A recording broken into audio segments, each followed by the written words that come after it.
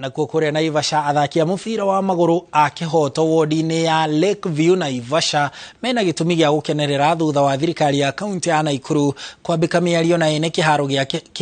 gĩa Kihoto niguo meherie cira uria uri igoti-ini na wigie wigwatiri wakio hindi ya bitika gatagati ga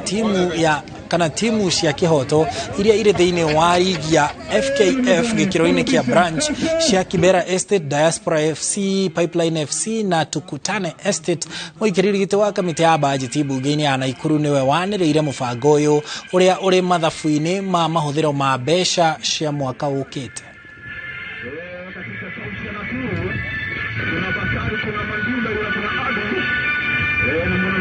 In the current budget, tunaongoza uwanja ambapo tumepatiwa nafasi na mheshimiwa gavana, na amesema kwamba ile kesi ambayo inaendelea pale na wazee wetu itolewe kotini.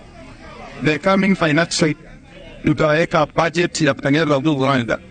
At the same time tuko na uwanja stadium, Naivasha Stadium, iko kule pande ya chini